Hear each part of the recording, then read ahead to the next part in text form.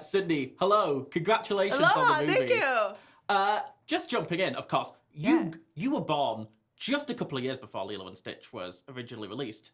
In Hawaii, no less. Yeah. This film must have had such an impact on your life just growing up with it. Huge. Oh my gosh, I was a true OG fan for sure. I mean, a lot of, if not all of the Hawaii community takes Lilo and Stitch to heart so deeply. I mean, it was such a huge film for all of us. But it was such a dream to do, holy moly. Yeah, it must have felt surreal when you were, like, first approached about starring in this remake. Yeah, I mean, I was daunted, but I was also like, holy crap, this is a dream come true.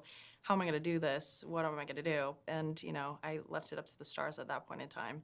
And I'm grateful to this day, still pinching myself every morning. I mean, speaking about that daunting nature, I mean, of Yeah. course, like, this is a film that, you know, myself, so many other people have grown up with and loved. I mean, did you feel the pressure about living up to that? Yeah, for sure. I mean, it's an iconic film, and you don't want to mess it up at all. You know, like you want to be able to pay tribute to it, and you want to pay respects to the community and to the fans, and also kind of create something that is, you know, when you're doing a reimagination or a live action in that sort of way, you want to be able to like explore more of that depth. And I think that I was really stoked to be able to do that in this film.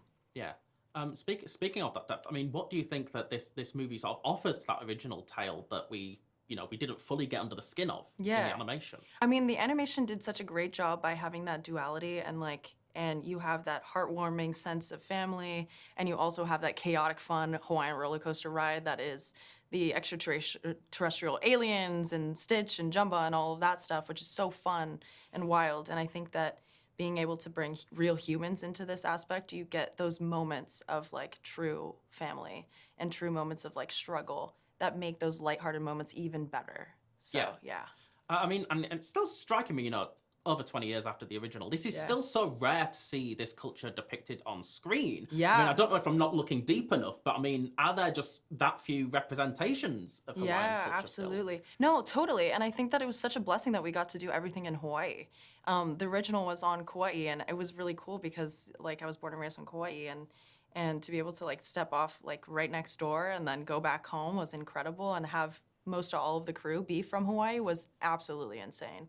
I always felt like I was home and a part of a community, and you know, we all were brought down to earth together, and we created our own ohana there, so. And what's better than just rolling out of bed, just walking down the street to the set, you know? My gosh, I know, what the heck. And then grabbing a poke bowl and then going, I'm surfing after this. Yeah. Yeah. Sounds like a dream job.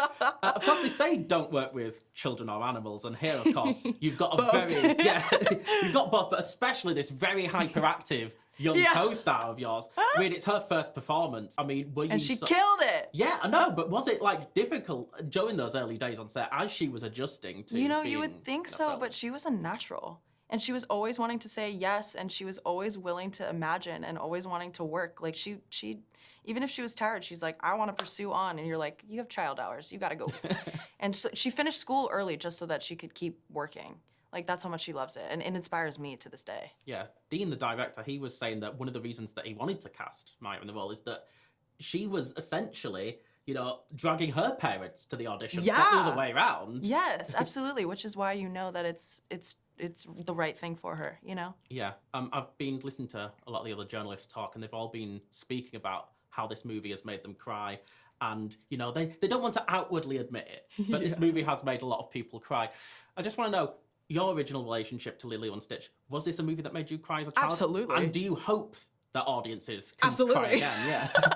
I mean, I think that I laughed my butt off, and I also cried my eyes out. Like, and I hope that that still resonates with everybody to this day with this new live action movie. I think that it will, and I hope that everybody else feels the same. Is there a particular message that you hope today's audiences take away from the movie? Yeah, I mean, I think that it's the iconic line, really, of like, ohana means family and nobody gets left behind or forgotten. And I think that that's very true to this day.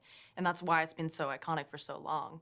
I think that Lilo and Stitch's relationship is a tribute to that, in that you don't have to be related by blood to be family. And that's huge in the way that we made this film in Hawaii, and that's why they based it in Hawaii, because I think that there's no truer way of love and aloha and family than in Hawaii. Yeah, and this will, of course, resonate far beyond the island as well. Heck yeah, sharing it across the world, which is amazing. Well, Sydney, it's been a pleasure You too. chatting with you today. Congrats again on the movie. Thank you so much.